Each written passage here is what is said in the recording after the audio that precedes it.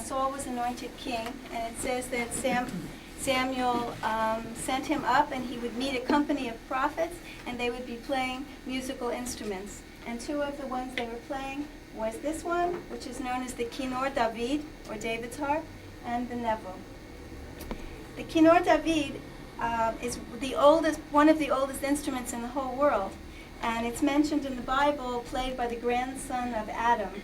His name was Jubal, or Yuval in Hebrew, and he was a shepherd, as were most people at that time, and they wandered for miles and miles, very far, and they probably ended up taking a little instrument, easy to carry, probably at the beginning just to entertain themselves, because they were gone from humanity for so long, they needed something like that. But the sound was so pure and it was so beautiful that after a very short time it began to be used in a worshipful way. This particular harp is very interesting because when we first brought it back into existence, we didn't know how many strings to put on it.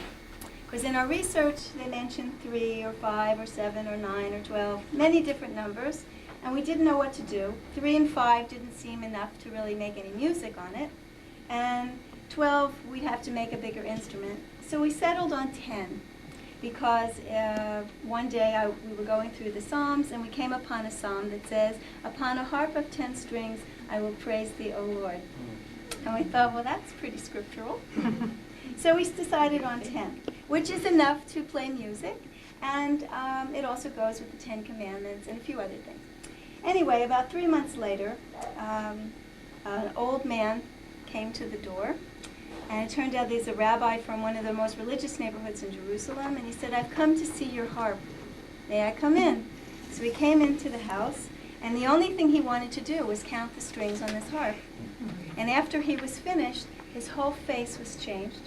And he said, "I must go home now and prepare myself, because now I know that the Messiah is coming soon." And we said, "Well, how can you know that?" "By counting the strings on the harp. I never heard of such a thing."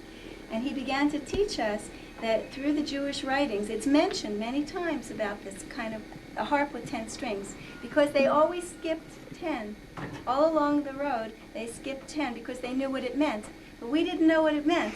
So we innocently created an instrument that's been gone for 2,000 years to people who were very religious, to say to them they know that the Messiah is coming soon.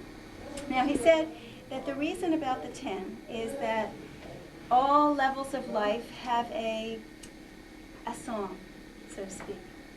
There was the time of the Renaissance music, and there was the time of Bach, and there was the time of all different kinds of music. At the moment, the standard of music is the octave, which is 8 notes, do, re, mi, fa, sol, la, ti, do. When this wonderful time comes and the lion lays down with the lamb and all kinds of good things happen, one of the most important things that's going to happen is there will be no more war. People will actually live together in peace and harmony, which is something very faithful to be saying at these times. But we all, I'm sure you all too, believe that it will happen, and we hope that it will be soon. And when that happens, everything, the whole level of life is going to be raised up. It's not going to be the way we're living now at all. And music is going to have to change to adjust to this whole new kind of living where people love each other and are in harmony with each other. And music is going to change from an 8-note octave to a 10-note scale. And we don't know what it is because it hasn't been revealed yet, but the harp is ready. Now we have to wait for the people to be ready. Anyway, at the moment we tuned it in an ancient scale, since we don't know the scale of the future. And there are 2 ways you can play this, which is also what he told us. One is publicly, which is the way I'm going to do it now. And the other way, which I will pass around, is very, very personal, very private, and the way that they said David himself actually played his harp. And how he came to write the Psalms in the first place. That he held it over his heart, so when the strings would vibrate, his heart would be filled with joy.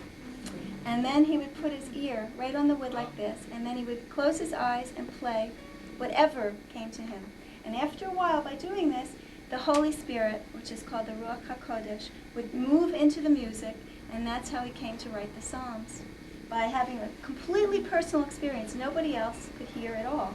He was just lost in the music, and that's how he came to write it. It's called Jerusalem of Gold. I don't know if you've ever heard of that song. It was written right before the 1967 war, and it was a longing for Jerusalem. And it says, Jerusalem of gold, of light, of bronze, you are the harp for all of my songs, which means that which is something to think about, that God plays Jerusalem like a harp. He's playing songs upon Jerusalem. This city is his harp. ירושלים של זהב, יש לנו חלק